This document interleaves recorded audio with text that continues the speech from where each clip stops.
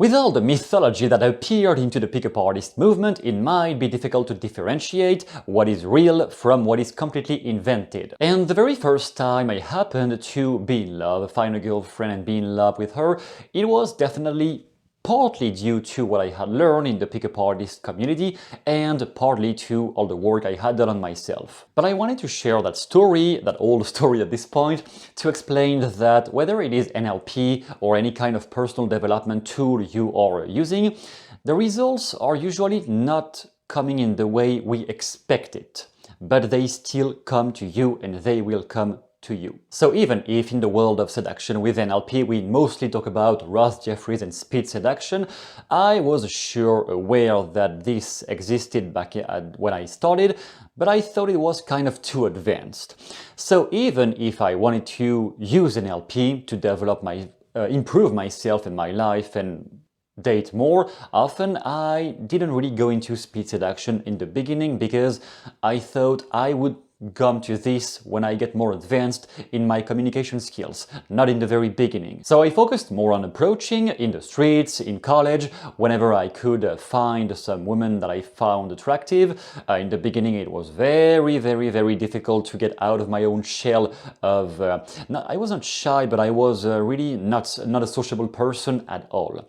I guess deep down I wanted to be social, but I had been trapped in such a shitty environment in high school that I kind of retrieved into my shell, and it was extremely hard to get out of this and become social again and talk with human beings. It was really not an easy thing to do, and the book The Game back in the day gave me some hope that it was possible to even come from such a low state and become a social human being again. I got hope because of that book. However, despite all my attempts at approaching women, and a few of them went well, but I wasn't really sure of what I did that day that make it go well, most of the responses I was getting were either I would talk too much nervously, and I remember one time one woman even said she laughed at me, interrupting me. She laughed at me and said, "You really gotta stop talking so much, dude," and then she left.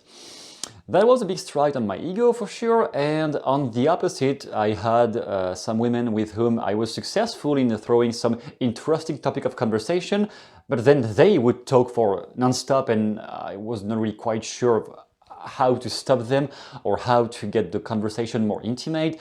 I had no idea of that, and I didn't know where was the off switch on her, like, can you stop talking for a second? So it was really confusing for me in the beginning. I was really not sure what to do or how to make those situations improve. But in the end, after a few slight micro successes, I noticed the only big difference between all the moments where I approach women and it's not leading anywhere, and a few moments where it's getting really good for me, I noticed it was not really about what I said. Did I use this topic of conversation or this one? Did I make a compliment? Did I buy her a drink or not? It was not even about that. It was just, did I feel unstoppable or not? Because a few times, because I was into fighting sports or some other moments, there had been a few moments where I entered a party and I felt like unstoppable, like the king of the world. And that attitude alone was getting me a lot of attention and was making everything easy. But the same thing, those things were more based on circumstances back then, and I didn't really know how to provoke that state from inside. One time it happened because I had won a really difficult sparring session in the Thai boxing gym, and because of that I was elevated.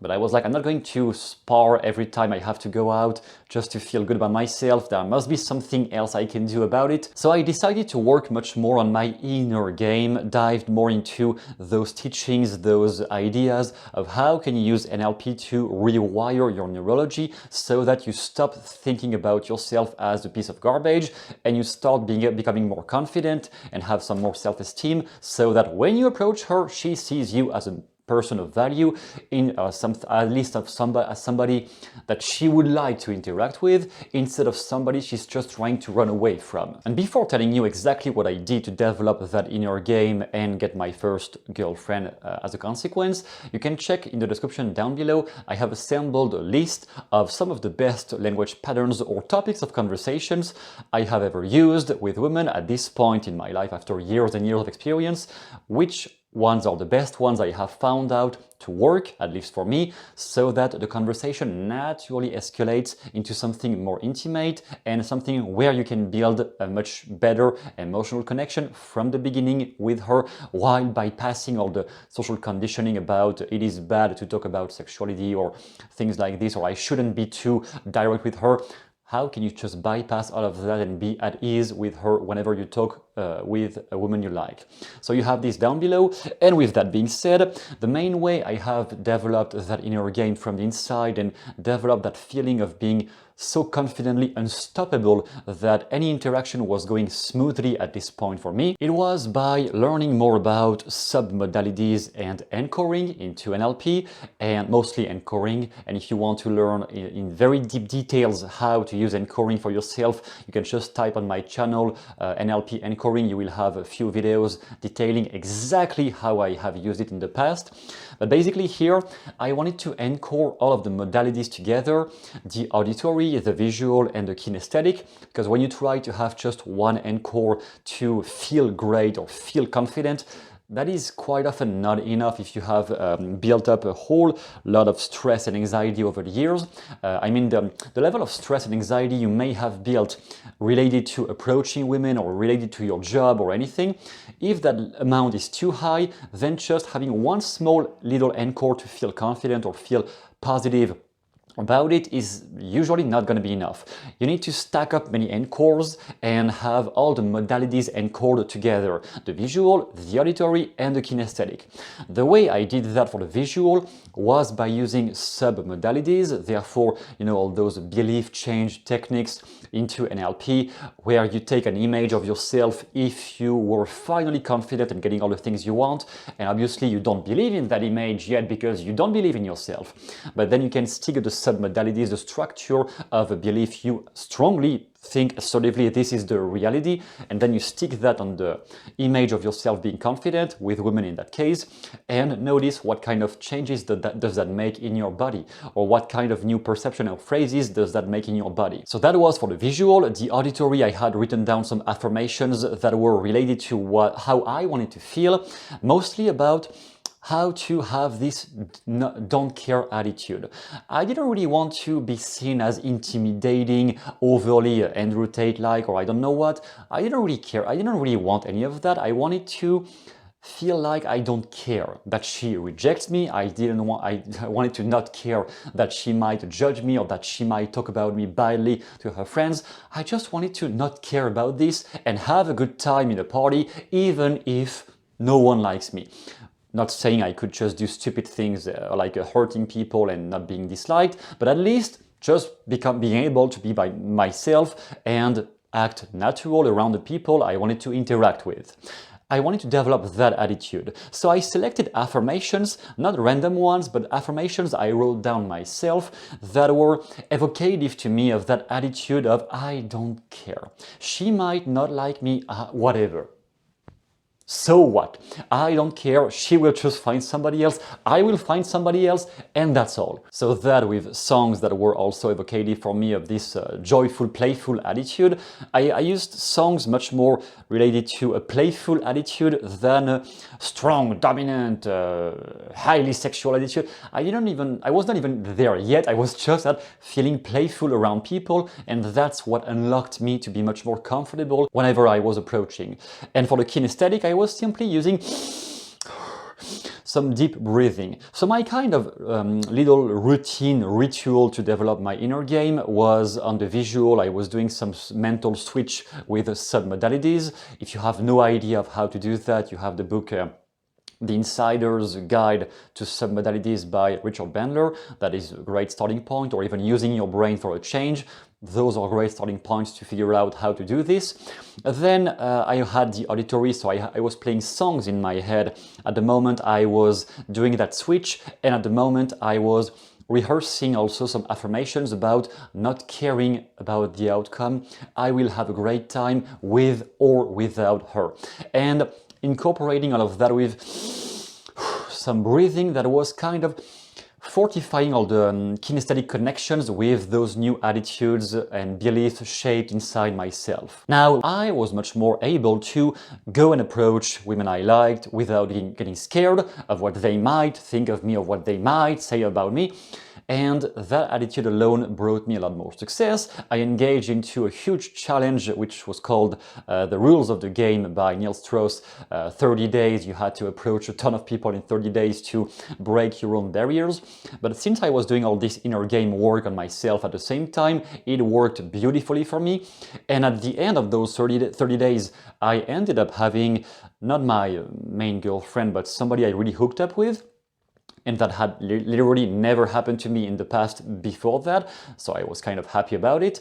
It did not last because there were many problems with her. She had a lot of trouble in her personal life, and it was not really a great hookup, but in the end, but at least it was a step forward. And just 1 month after that, the next semester in university, I still had this great attitude built up from all the challenges I had put myself through. And I happened to walk the first day of the next semester. I happened to walk into the amphitheater, and I saw some of my friends seated in one of the rows. I approached, and there was a girl who was between me and my friends, and I said, in a kind of humorous way, I said, I am sitting right here, kind of saying, move your ass, I am here, so let me pass, but saying that in a kind of nonchalant, humorous way.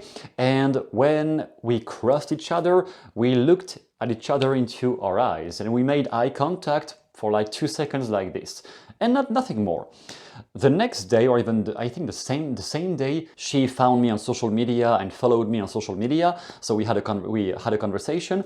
The next day we had a date, and the same next day we ended up being together, and she was the first woman I ever fell in love with. So as you can see, I did not plan that encounter this very day. That day, I was just going to school or university. I had no plan in mind. I had no expectations in mind. I was just myself, having fun, and that's how I met her. However, the months before that, I really challenged myself and put myself through many uncomfortable situations while building up the courage and the attitude of not giving a shit if something doesn't work out. I built up that attitude and put myself through so many challenges that at some point I was naturally attracting great opportunities. It is always the same thing. You build up, you build up, you build up, and the learning curve is always kind of slow in the beginning. It's difficult to get to the inflection point. At some point, you have challenged yourself so much that the results just escalate like this. And this is something you see on many learning curves in personal development, but that is not really a myth. You struggle for quite many months or even years sometimes. At some point, loads of results just compound and happen to you naturally without even trying to force them. So I hope this little story was inspirational to some extent, especially if you are struggling with something in your life right now.